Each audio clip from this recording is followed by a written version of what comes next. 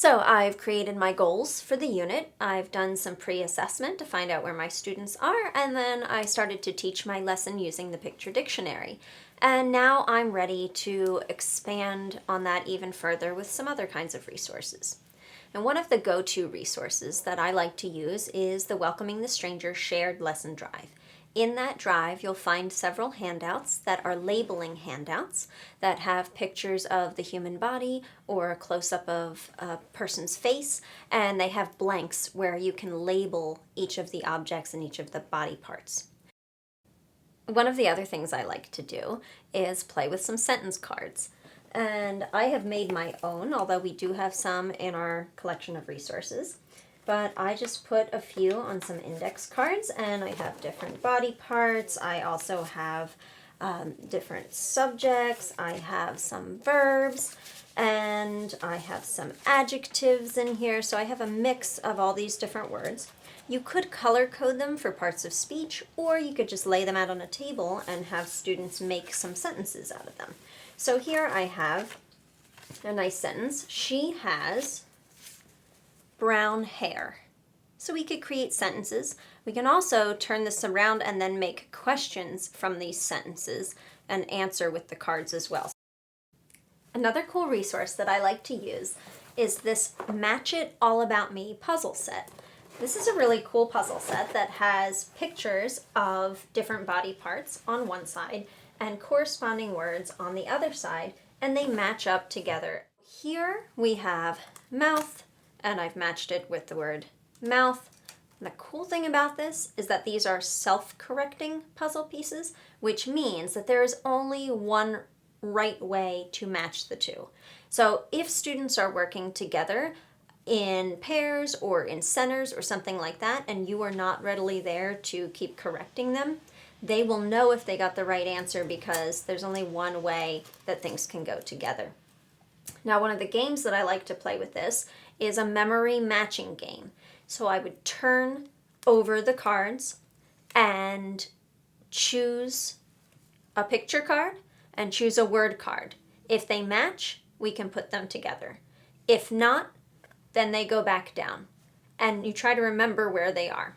When you pull them up again, you have to match the pieces together. And then, after you've matched them together, I like to make a sentence out of these words. So this is something that can lead into that doctor's office scenario that I was talking about in the very beginning when I'm setting my goals. Because remember, the end goal is that I want students to be able to go to the doctor and explain all their symptoms. So here we have wrist. So now I might introduce the sentence, my wrist hurts. And we'll start leading into that symptom explaining and talking to healthcare professionals. Some other fun activities that you could do are to play a game like Find Someone Who. We find someone who has black hair or someone who has green eyes. You can also make something like pin the tail on the donkey, but make it with body parts instead. This could be made out of paper or out of felt or something similar.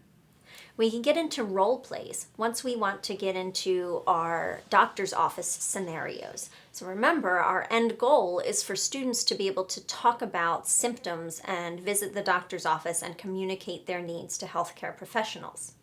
So once we get into that, we can start using dialogues, we can do role plays, and we can practice what that might look like when they actually get into the doctor's office. Can also do a lot of writing activities where we look into the picture dictionary again or look around the room and write descriptions of different people. Maybe what they're wearing, what color hair they have, if they have long or short hair. Get into the description of all of those people.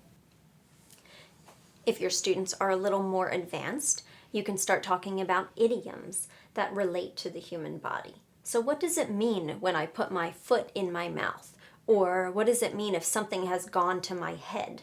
All of these are very unique expressions to American culture.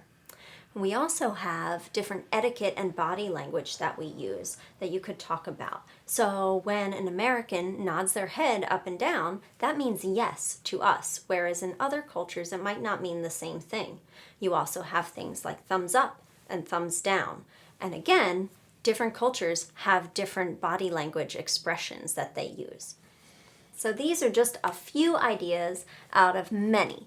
And as you plan, remember your goals, use a lot of modeling, use repetition, use differentiation of instruction so that you are presenting things in a variety of ways for different types of learners.